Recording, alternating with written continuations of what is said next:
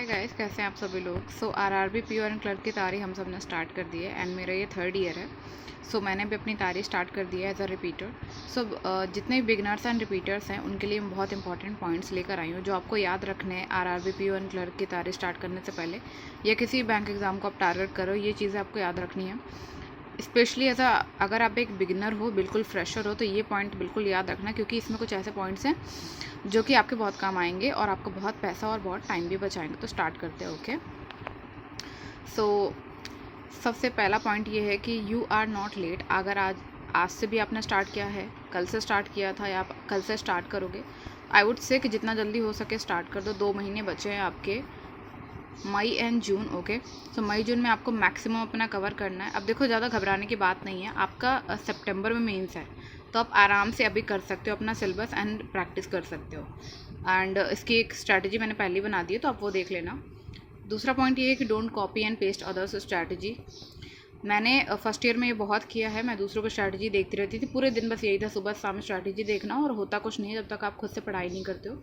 तो अपनी स्ट्रैटेजी बनाओ, अपने शेड्यूल से बनाओ। Okay, stick to your own schedule if it's work for you. देखो, आप जॉब पर्सन हो, आप मैरिड हो, आप कुछ भी हो, बट अगर आपका स्केड्यूल आपके हिसाब से काम कर रहा है, अगर आप 2 बजे रात को उठ के पढ़ पा रहे हो, अगर आप 4 बजे उठ के पढ़ पा रहे हो, आप जितना टाइम भी पढ़ पा रहे हो उतना टाइम पढ़ो, बट दूसरों को कॉपी मत करो।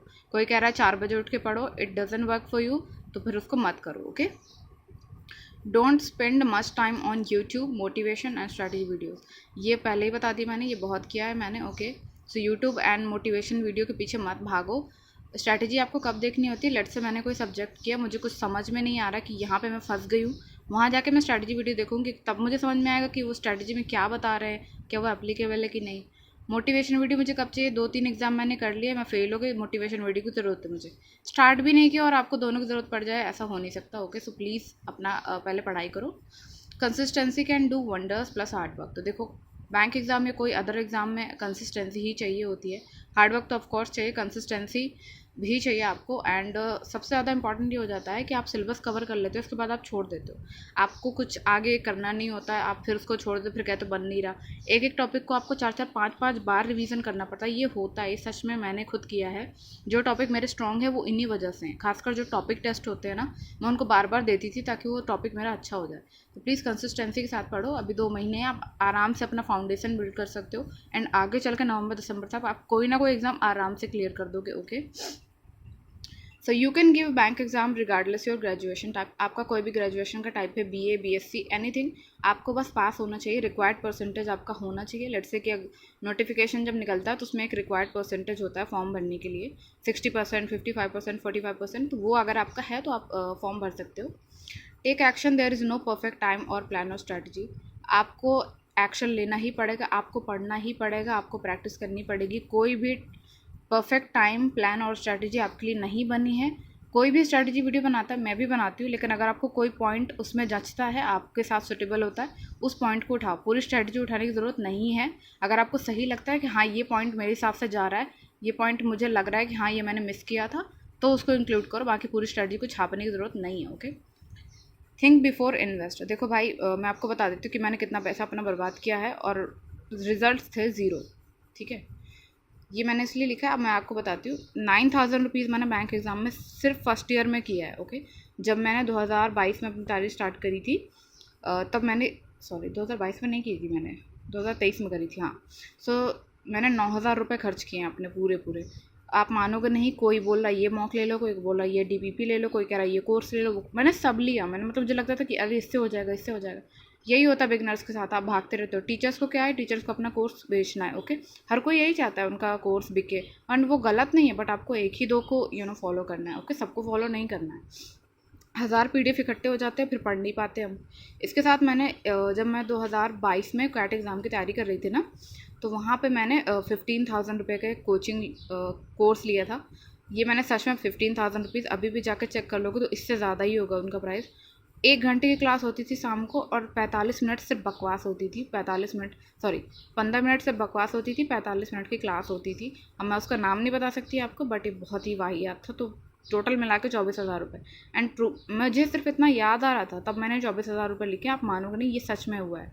ओके, एंड 699 का मैंने टारगेट बैच लिया था RRBPO क्लर्क का पिछले साल, and it was like worse, मेरे पैसे पूरे डूब गए। सो इतना रिजल्ट कुछ नहीं होता जब तक आप सेल्फ प्रैक्टिस नहीं करोगे। वही मैंने आपको बताया, खुद से पढ़ाई करोगे तभी कुछ होगा।